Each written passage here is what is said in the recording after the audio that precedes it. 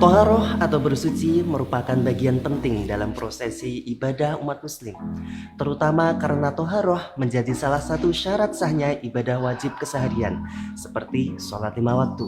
Salah satu alat bersuci yang sering digunakan adalah air. Namun dalam kondisi tertentu, fikih Islam memberikan jalan keluar atau pengganti dalam bersuci, yaitu dengan melakukan tayamum. Dalam rubrik fikih virtual kali ini akan dijelaskan apa saja sebab orang dapat melakukan tayamum, serta bagaimana syarat, rukun, dan tata cara orang melakukan tayamum berdasarkan perspektif fikih madhab Imam Syafi'i.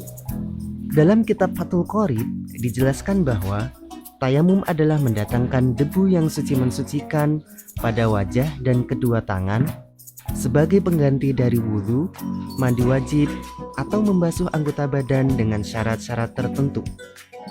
Tidaknya terdapat 5 perkara yang menjadi syarat-syarat melakukan tayamum. Di antaranya, pertama, adanya udzur, baik disebabkan bepergian ataupun sakit. Kedua, sudah masuk waktu sholat. Ketiga, berusaha mencari air dengan jarak sekitar setengah farsah atau 2,5 km. Artinya, meskipun dimungkinkan adanya air, tetapi di atas jarak tersebut, maka diperbolehkan tayamum karena beratnya perjalanan jika ditempuh dengan jalan kaki. Keempat, sulit menggunakan air, baik secara kasat mata maupun syara. Secara kasat mata, misalnya, airnya dekat tetapi tidak bisa dijangkau karena terdapat binatang buas pada sumber air yang dapat mengancam keselamatan. Secara syara, misalnya sebab luka yang tidak boleh terkena air atau dalam kondisi yang sangat dingin sehingga dikhawatirkan tidak dapat mengembalikan kehangatan tubuh. Syarat tayamum yang kelima adalah menggunakan debu yang suci dan mensucikan serta tidak basah. Adapun tata cara tayamum adalah sebagai berikut. Pertama-tama, siapkan tanah berdebu atau debu yang suci mensucikan dan bersih. Disunahkan menghadap kiblat dan membaca basmalah. Barulah kemudian meletakkan telapak tangan pada debu, kibaskan kedua tangan untuk memisahkan tanah dan debu. Usapkan kedua telapak tangan pada wajah, disertai dengan menyengaja niat dalam hati. Nawaitut tayammuma listibahatis sholati lillahi ta'ala. Letakkan kembali kedua telapak tangan pada debu. Kali ini dengan posisi jari-jari tangan direnggangkan. Tempelkan telapak tangan kiri pada punggung tangan kanan. Sekiranya ujung-ujung jari dari salah satu lengan tidak melebihi ujung jari telunjuk tangan yang lain.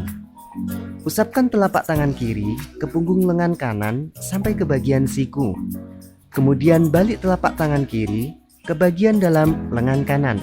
Lalu usapkan hingga pergelangan dan usapkan bagian dalam jempol kiri ke bagian punggung jempol kanan. Lakukan hal yang sama pada tangan kiri. Terakhir, pertemukan kedua telapak tangan dan usap-usapkan di antara jari-jarinya. Seperti setelah wudhu, setelah tayamum juga disunahkan membaca doa bersuci.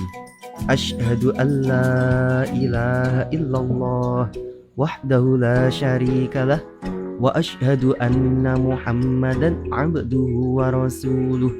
Allahumma ij'alni minat tawwabin waj'alni minal mutatahhirin waj'alni min ibadika sholihin.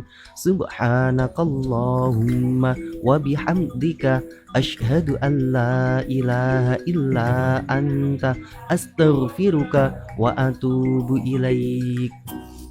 Setelah mengetahui bagaimana tata cara tayamum, selanjutnya kita juga perlu memahami 3 perkara yang membatalkan tayamum. Di antaranya, pertama, segala sesuatu yang membatalkan wudhu seperti kentut, buang air besar, buang air kecil, bersentuhan kulit dengan orang yang bukan mahram, dan lain sebagainya.